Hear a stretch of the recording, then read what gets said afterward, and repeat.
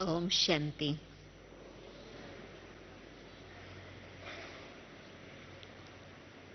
मार्च 1968 में मैं उस समय ज्ञान के संपर्क में थी, मतलब कि परिवार ज्ञान में था। और 1 मास के बाद ही दादी जानकी के द्वारा फिर ज्ञान को समझ करके फिर मैं चलने लगी। परंतु वो दिन थे जब मैं पूना में विजिट कर रही थी विदेश से, और जिसको आज हम दादा विश्व किशोर कहते हैं।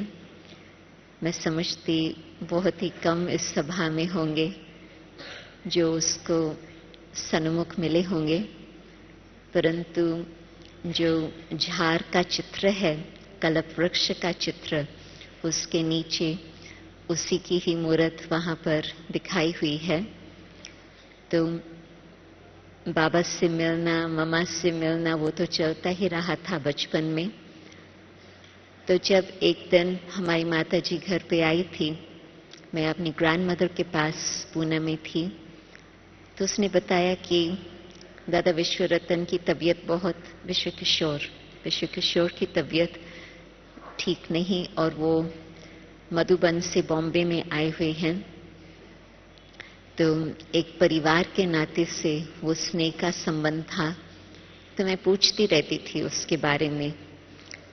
और एक दिन मुझे ये पता चला कि बाबा ने मुरली में बताया है कि बाबा मधुबन में बैठे उसको सकाश दे रहे हैं।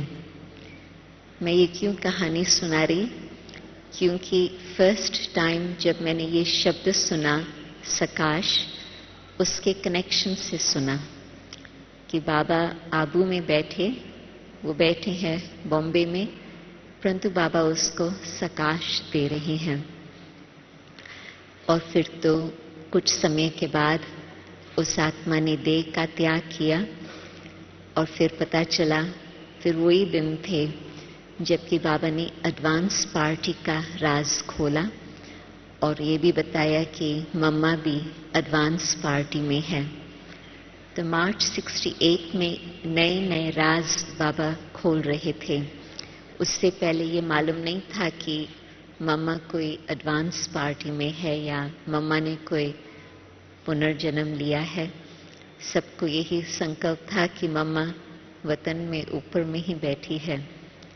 तो इस आत्मा के देह के त्याग पर दोनों बातें स्पष्ट हुई। तो जब ये सकाश शब्द मैंने उसके कनेक्शन से सुना, मुझे इंटरेस्ट रहा कि इसका मतलब क्या, क्योंकि फर्स्ट टाइम मैं ये सुन रही थी। तो मुझे बताया गया कि इसका मतलब कि वो ऐसे आत्मा योग्य है, और वो तो मैंने खुद मधुबन में बचपन में हम आते थे तो देखा था कि बाबा का बिल्कुल राइट हैंड, यज्ञ का मैनेजर, हर प्रकार से यज्ञ की रेख देख करने वाले वही थे। और कुदरत से बहुत कम इंग्लिश बोलने वाले थे उस समय। तो बाबा ने दादा विश्व किशोर को ही बोला था कि मैं और मेरा छोटा भाई था, तुम बच्चों को संभालना। तो उस समय कोई मुझे पता नहीं था कि कोई ऐसे महान आत्मा हमको संभालने के लिए बाबा दे रहे हैं, परंतु उनके साथ बहुत अच्छी चिट्ठा चलती रहती थी, क्योंकि प्यार था परंतु ज्ञान नहीं था। तो वो भी बड़े धीरज से, बड़े प्रेम से बताते रहते थे। फिर बाद में और मुझे स्पष्ट हुआ दादी जानकी के द्वारा कि इस आत्मा ने ही सारा प्रबंध किया था, सारे गवर्नमेंट ऑफिशियल से लेन देन करके, जो कराची से यहाँ तक भारत में आए थे। आप सोचो कि उन दिनों में क्या सीन होंगे, कितना गमसान था, परंतु सारा यज्ञ, सब कुछ, सब बाबा के बच्चे, उनके टेबल्स, सिलाई मशीन जो भी थी, सब कुछ शिफ्ट होकर के यहाँ पर आकर आबू में पहुंचे। तो उस आत्मा ने ही सारा गवर्नमेंट लेवल पर कारोबार करके वो प्रबंध किया था। तो जब मैं सोचती हूँ कि कौन आत्मा सकाश लेने के योग्य है, तो वो आत्मा मेरे सामने आती कि ऐसे स्थिति वाली आत्मा हो जिसने सब कुछ अपना तन मन धन वास्तव में ब्रह्मा बाबा को फॉलो करने वाला वो आत्मा रहा। शुरू में बाबा का भतीजा होते, फिर बाबा के डायरेक्शंस अनुसार सब कुछ समर्पण करके बाबा के पास आए।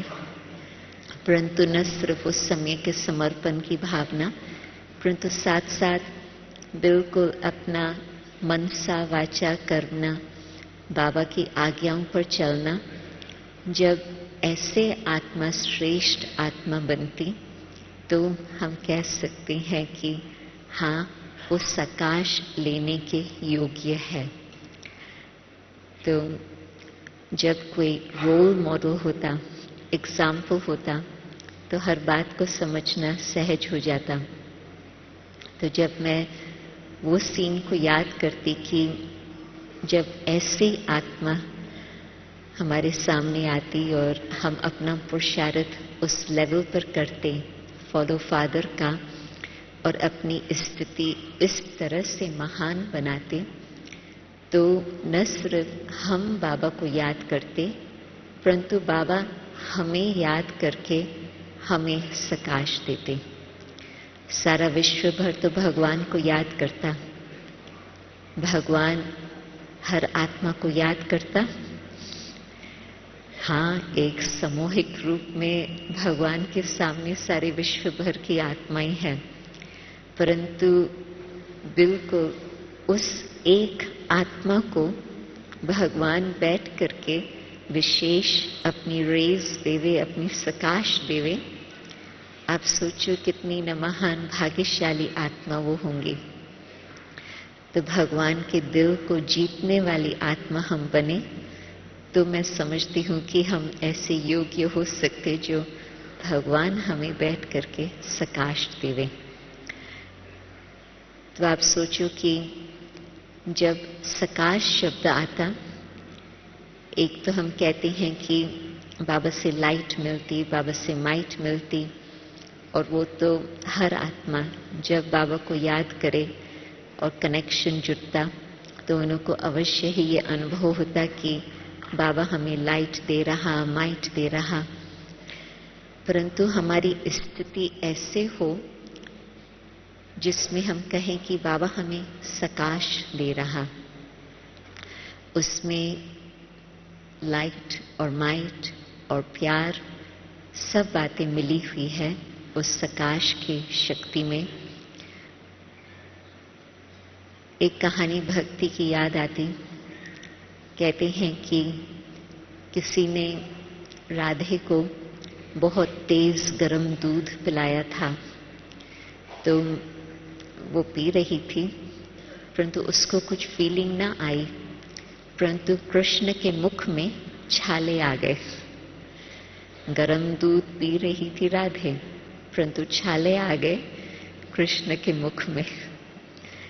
कहने का मतलब भक्ति में भी ये यादगार आता कि जिसके प्रति भगवान को इतना प्यार है, तो भगवान नहीं चाहते कि उसको कुछ भी प्रकार का दुख या कष्ट हो, परंतु भगवान खुद ही वो कष्ट ले लेते और वो सहन कर लेते।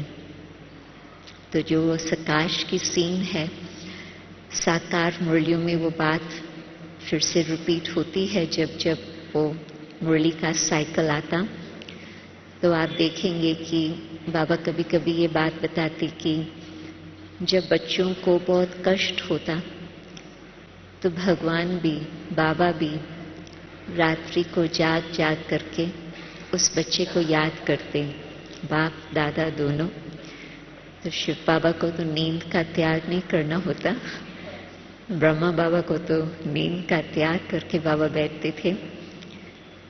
तो बाबा मुरली में बताते कि बाबा को भी नींद नहीं आती जब बाबा के पास ऐसे समाचार आते, और बाबा भी रात्रि को बाबा की याद में बैठ करके उसको सकाश देते ताकि उसको उस घड़ी दुख की फीलिंग ना आए अथवा कष्ट की फीलिंग ना आए।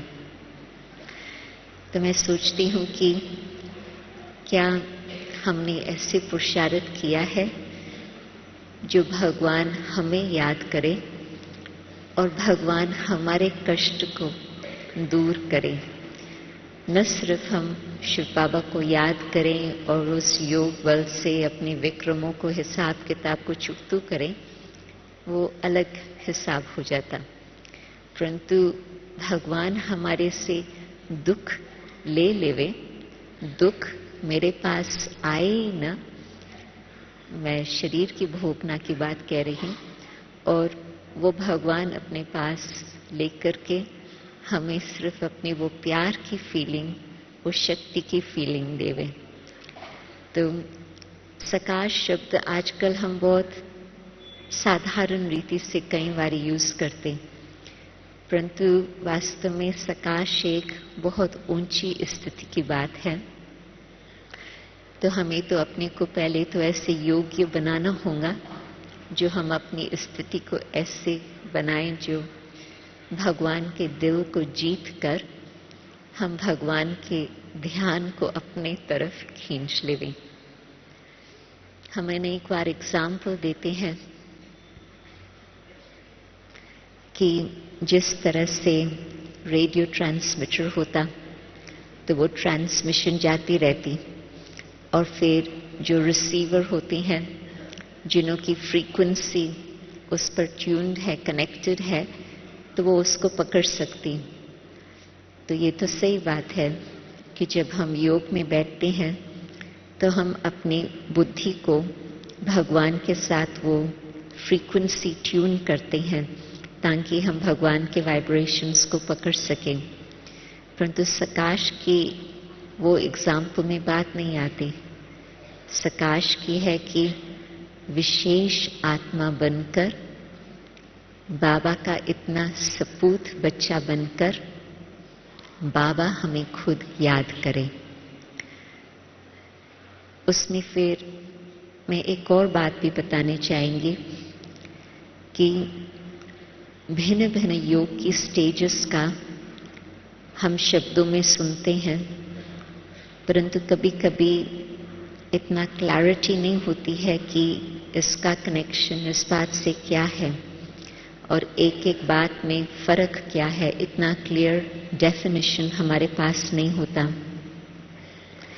परंतु कुछ समय पहले बहुत अच्छी तरह से दादी के साथ बहुत क्लियर डेफिनेशंस मिले थे योग के स्थिति के। तो मैंने जब उस बात को अच्छी तरह से समझा, फिर उस बात पर जानकारी होकर, एक तो होता है कि हम चलो अपना पुरुषार्थ कर रहे हैं, परंतु दूसरा होता है जब कोई बात बहुत क्लियर हो जाती तो उस क्लैरिटी के आधार पर हम कुछ अपना पुरुषार्थ करते, तो फिर उसमें पुरुषार्थ में और एक तीव्र शक्ति आती।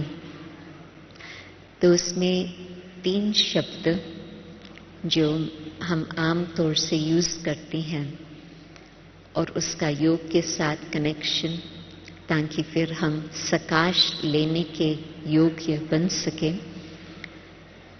एक तो देह भान से परे, न सिर्फ देह अभिमान को छोड़े, देह अभिमान तो एक मोटे रूप की बात है, परंतु देह का भान भी न हो। तो एक तो देह भान से परे, दूसरा फिर विदेही स्थिति, और तीसरा फिर अशरीरी। ये 3 स्टेजेस। और जैसे मैंने बताया कि शब्दों में पहले हम सुनते हैं तो नजदीक नजदीक लगता, कोई इतना फर्क नहीं महसूस होता, परंतु जब डेफिनेशंस का पता चला तो उसमें ये पता चला कि जब हम देह भान में है, अभिमान चले गया, परंतु अभी तक कुछ न कुछ देह का भान है। वो कैसे हमें पता चले कि अब तक देह का भान है उसमें विशेष 2 निशानियां। एक तो जब हम ये शब्द कहते हैं, ये हमें पसंद है या ये हमें पसंद नहीं है। जहां पसंदी की बात आती, आप देखेंगे कि बहुत सिंपल बातों में हम कहते हैं कि खाने की बातें हैं, ये हमें पसंद है या ये हमें पसंद नहीं है। तो जब ये शब्द आता, खाने पीने की बातें या कपड़ों की बातें या रहन सहन की बात, ये साधारण सब बातें होती है, परंतु हम आमतौर से इन शब्दों को यूज करते हैं, पसंद है, नहीं पसंद है। तो ये देवभान की निशानी क्यों? क्योंकि उस घड़ी इंद्रियों के वश हम बोल रहे हैं।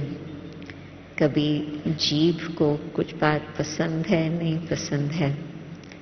और आप सोचो कि देही अभिमानी स्थिति, देह का भान न रहे, मतलब कि जो भी इंद्रियां है उससे हमने पार जाने का अच्छी तरह से अभ्यास किया हुआ है।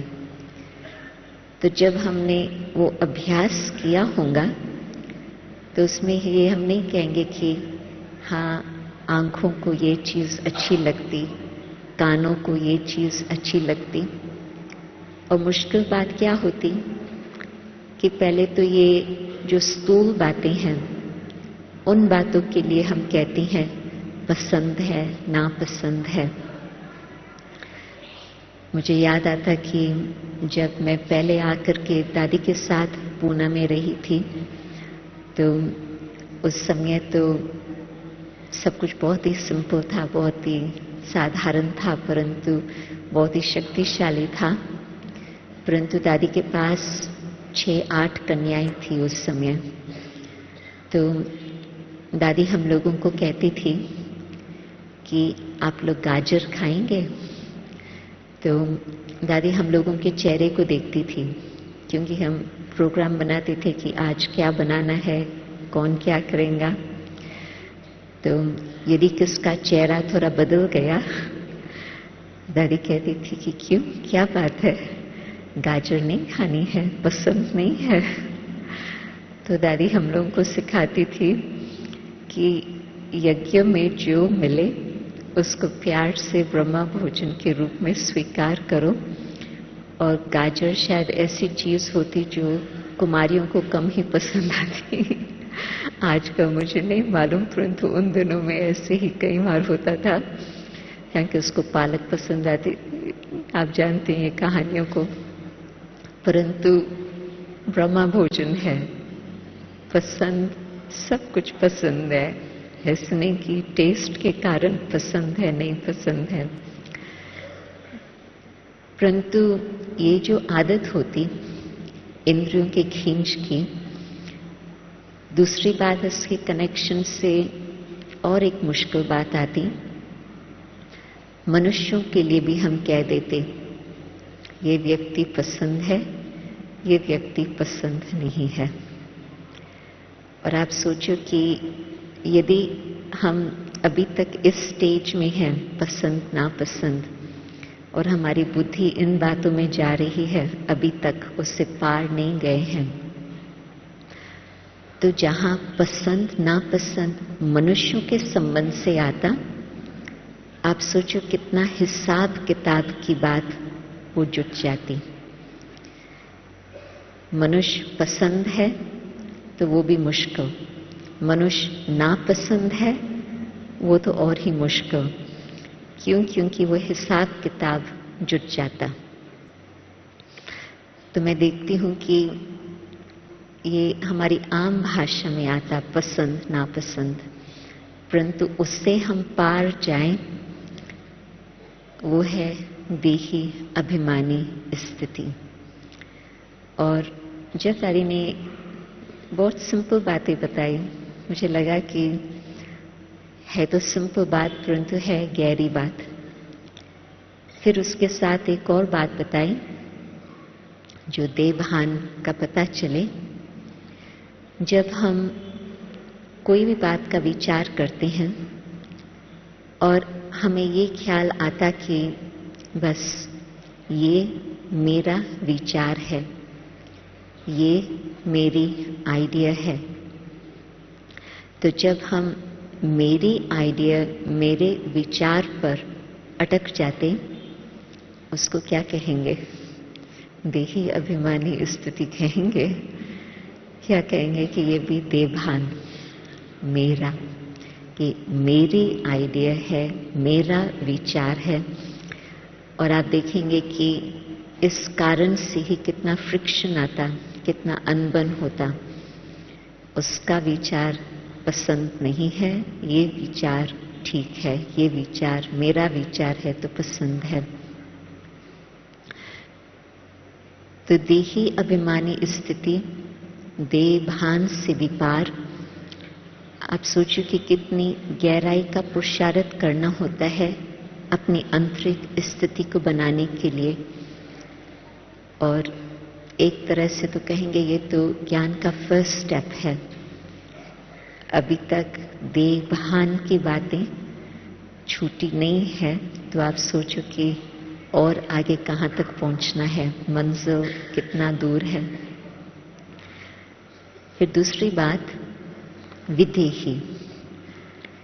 ये जो शब्द आता है विधेही, ये हमेशा निराकार परमात्मा के साथ जोड़ा जाता कि निराकार परमात्मा विधेही है।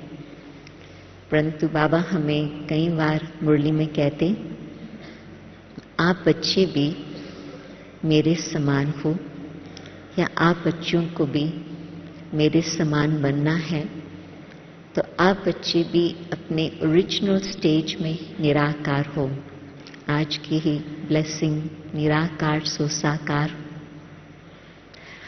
तो जबकि बिल्कुल हम इस देह को इतने भूले हुए हैं, इतना शिव बाबा के साथ नजदीक का संबंध है, जो हम उस स्थिति में रहें और देह बिल्कुल हमें खींचे नहीं। वो जो विधेही स्टेज है, बाबा के बिल्कुल समीपता की स्टेज, जिस समीपता से फिर समानता की स्टेज आ सकती, उसका जितना जितना हम अभ्यास करेंगे, उतना हम बाप समान बन सकेंगे और बाबा के बिल्कुल घनिष्ठ संबंध का हम अनुभव कर सकेंगे। आपने देखा होगा कि जो हम योग के भिन्न भिन्न स्टेजेस बताते हैं, उसमें हाँ, पहले बाबा के साथ हम रूरेहान करते हैं, फिर वो जो कॉन्शियस थॉट होता है, जो संकल्प होता, वो भी शांत हो जाता। फिर वो घड़ी आती जबकि बाबा का अनुभव हम करने लगते हैं। न सिर्फ वो संकल्प है कि आप शांति का सागर है, परंतु वो स्टेज है कि शांति का हम अनुभव कर रहे हैं।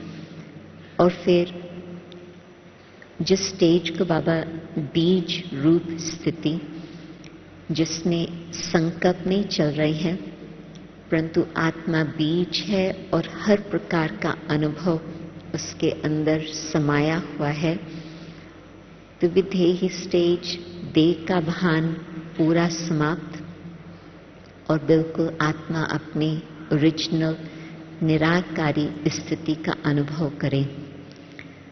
तो आप सोचो कि जब हम योग में बैठते हैं तो कब तक, कहां तक, किस परसेंटेज तक ये हमारी स्थिति बन पाती। तो विधेही स्टेज बाबा चाहते हैं कि हम अपने उस स्वरूप का अनुभव करें और इस संसार से हम उड़ने का अभ्यास करें। और तीसरी स्टेज अशरीरी, शब्दों में सिमिलर लगता, परंतु उसका फिर दादी ने स्पष्ट किया था कि शरीर यहाँ है और मैं आत्मा शरीर से अलग होकर के शरीर को देख भी रही हूं। मतलब जितना हम इस तरह से डिटैच होने का अनुभव करेंगे और अभ्यास करेंगे तो इतना सहज सहज अंत मते सुगति, सहज ही आत्मा देह का त्याग करके, शरीर का त्याग करके बाबा के पास उड़ सकती। रिसेंटली कुछ मुरलियों में, और खास करके 2 दिन पहले बाबा की मुरली में ये खास मंत्र था कि बच्चे आप अपनी अंत मते सुगति की तैयारी करो। तो मैं सोचती हूँ कि एक तरफ बाबा ने सेवाएं दी है, दूसरी तरफ बाबा ने बहुत बेहद का परिवार दिया है। तो बेहद के परिवार के इंटरेक्शन में भी कभी मजा आता, कभी कुछ सीखने को मिलता, कभी कुछ और आगे बढ़ने को मिलता, भिन्न भिन्न बातें होती रहती। और फिर सेवा में भी बुद्धि इतनी बिजी हो जाती, इतनी व्यस्त हो जाती, जो हम इस बात को भूल जाते कि बाबा किस कार्य के लिए आए हैं। स्थापना का कार्य शिव बाबा ब्रह्मा द्वारा अपने आप ही कराएंगा, परंतु हम बाबा के पास आए हैं अपनी संपन्न स्थिति बनाने के लिए, संपूर्ण बनने के लिए, और अंत मते हमारी गति ऐसे हो जो बस शिव बाबा के पास ही पहुंचे और कहाँ पर भी हमारा बुद्धि योग और न जाए। तो आप सोचो कि ब्रह्मा बाबा ने कितने समय तक इस बात का अभ्यास किया होगा, जो लास्ट तक बाबा सेवा करके मुरली चलाकर और उस दिन सवेरे 60 पत्र लिखकर कारोबार भी समाप्त करके लास्ट में सेवा भी करके मुरली चलाकर फिर 15 मिनट के अंदर उस खेल में योग बल और कर्म भोग दोनों का संघर्ष था, परंतु योग बल की जीत हुई और बाबा के चेहरे पर उन्होंने देखा कि बिल्कुल शांति का ही चेहरा था। जो लास्ट में जब हम लोग आकर के आबू में पहुंचे हैं 20 तारीख जनवरी, तो उस समय ऐसे लगता था कि बाबा सोया हुआ है। ऐसे नहीं लगता था कि बाबा को कुछ कष्ट हुआ था अंत में, परंतु योग बल की जीत हुई और अंत में उस एक की याद में बस आत्मा उड़ के चले गई बाबा के पास। तो वो लास्ट मिनट का जो अनुभव है, जीवन भर का अभ्यास, शरीर है परंतु शरीर से डिटैच होकर के शरीर को भी बाबा की याद की सकाश देवे। मैं सकाश शब्द फिर यूज करती हूँ क्योंकि जिस घड़ी शरीर को कष्ट होता उस घड़ी बाबा हमें याद करके सकाश देवे, परंतु साथ साथ हम शरीर से डिटैच होकर के, अशरीरी होकर के देख रहे हैं कि शरीर है परंतु शरीर के बंधन में नहीं है, कॉन्शियसनेस अलग है। और बाबा की मदद लेकर शरीर को भी हम मदद देंगे। और जिस घड़ी बाबा के पास जाना है तो जैसे पुरानी खाल छोड़ के आत्मा उड़ के जाए, तो अशरीरी बिल्कुल अलग अभ्यास। तो जबकि हमें इन बातों की जानकारी होती और हम उस अनुसार इन बातों का अभ्यास करते, आप सोचो कि जब जाएं बस शरीर से अलग, बाबा के पास चले गए। मैं अंत समय की बात नहीं कह रही, मैं योग की बात कह रही, परंतु हर बात से न्यारा होकर के बाबा के पास हम जाएं। इस प्रकार के अनुभव से हम इतना नजदीक बाबा का अनुभव करेंगे जो हमें बाबा की सकाश मिल सके। हम अपने को योग्य बना करके रखेंगे जो हम वो कैच कर सके। और फिर बात आती है सकाश देना, सकाश लेना, परंतु फिर सकाश देना।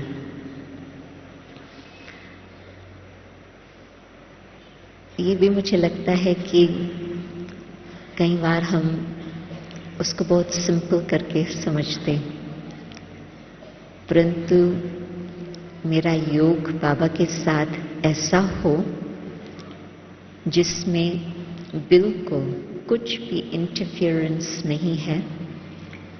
बाबा के साथ ऐसे लिंक जुड़ी हुई है जो मैंपन बिल्कुल समाप्त।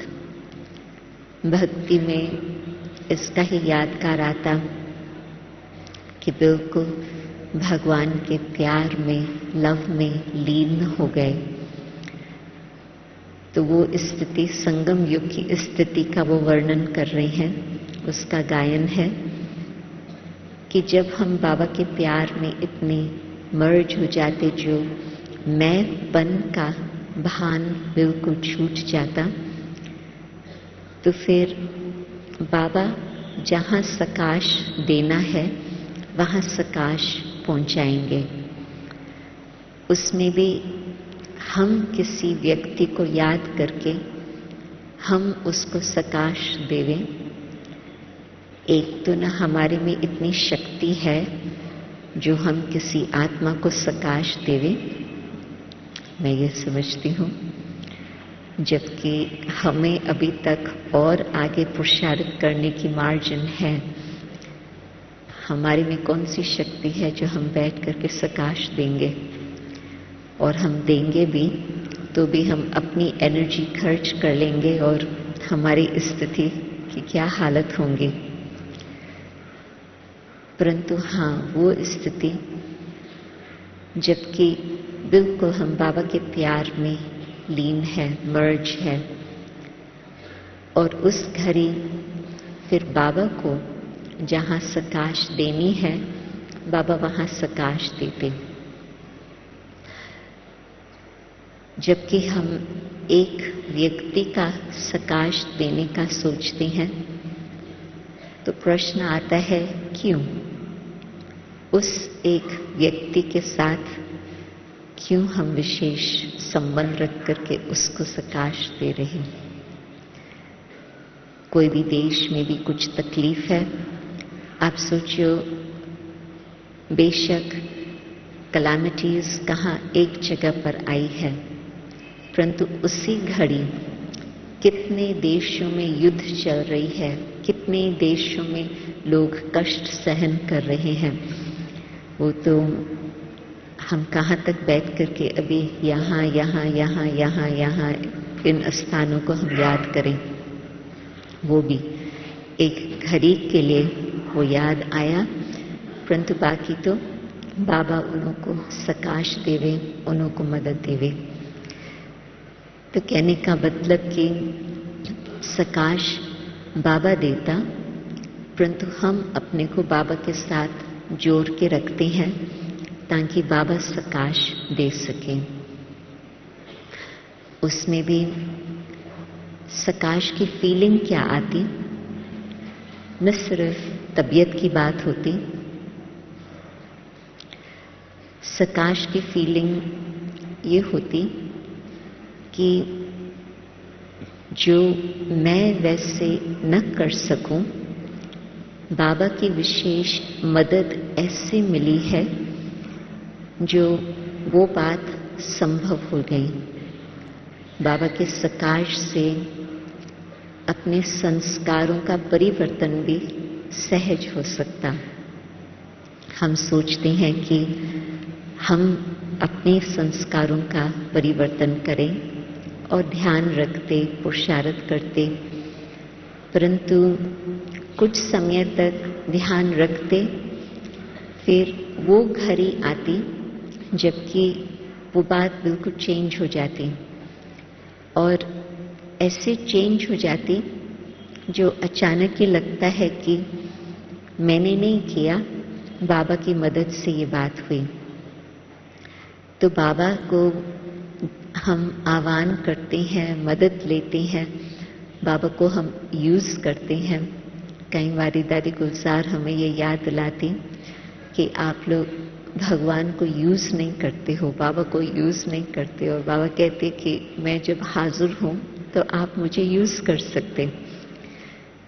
तो उसका मतलब कि अभी कोई संस्कार मैं जानती हूं और मेरा पुरुषार्थ भी उस बात पर चल रहा है, परंतु सिर्फ मेरे पुरुषार्थ से वो चेंज नहीं हो पा रहा।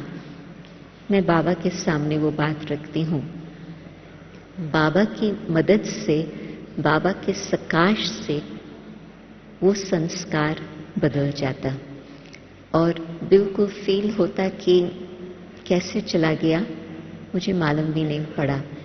बहुत समय से ध्यान था परंतु वो नहीं जा रहा था, परंतु वो घड़ी ऐसे आई जिसमें बाबा की मदद से वो बात फिनिश हो गई। तो वो सकाश में वो लाइट, माइट, प्यार, इतनी मदद जो चेंज हो गई बात। या कई बारी सिचुएशन ऐसे आती है, फिर भी हम समझते हैं कि इस बात को हम कैसे अभी हल निकालेंगे। वो भी बाबा के सामने रखो और बाबा का आह्वान करो, बाबा से प्यार भरे संबंध के आधार पर हक रख करके बाबा के सामने रखने से फिर वो भी बात ऐसे चेंज हो जाती जिसमें हमें लगता कि हाँ, वैसे तो ये चेंज होने वाली बात नहीं है, परंतु असंभव बात बिल्कुल सहज संभव हो गई। तो मुझे लगता है कि संगम युग है, मिरेकल्स का समय, जादू का समय, और हम लोग पूर्ण रीति से ये जानकारी नहीं रखते कि जबकि सर्वशक्तिवान हमारे साथ है, वो क्या नहीं कर सकता। हम उस बात को कभी कभी भूल जाते, और जब हम उस बात को याद करते और उस बात को अपने जीवन में यूज करते तो उसकी शक्तियां किस तरह से काम करती। तो सकाश देने की बात जहां आती तो बाबा सकाश दे रहा, परंतु हाँ, हम बाबा के याद के द्वारा हम उसको यूज करते हैं, अपने लिए नहीं परंतु विश्व की सेवा के लिए भी। तो बाबा जी अभी चाहते हैं हम बच्चों से, मैं देखती हूं कि बाबा जो इतना हमें ध्यान दे रहे हैं कि अचानक कुछ भी बात हो आप पहले से ही तैयार रहो। तो जब हमको सकाश लेने के लिए हम योग्य बनते और फिर बाबा के संग रह करके बाबा के द्वारा सकाश देने का हम अभ्यास भी करते, अभी वो समय जरूर आ रहा है कि वो ही हम सेवा का साधन अपना सकते। अभी भी कई बारी जब प्रकृति की बातें आती है तो उसमें हम समझ नहीं पाते हैं कि अभी हमको क्या करना है, कैसे करना है, परंतु साइलेंस का अनुभव और साइलेंस के अनुभव में बाबा कैसे सकाश द्वारा रास्ता क्लियर कर लेता और बाबा कैसे सकाश द्वारा हमें गाइड करता कि हमको अब क्या करना है, किस तरफ जाना है, किस तरह से अभी हमको चलना है, वो हमारा जीवन का अनुभव और होता जाएगा। तो अपनी भी सेफ्टी और साथ साथ फिर अनेकों की सेवा में भी वही हम साधन लेकर के आगे बढ़ते चलेंगे। तो सकाश प्राप्त करना और बाबा के साथ सकाश देना, अभी समय वो है जो हम उसका अधिक अनुभव करते चले। ओम शांति।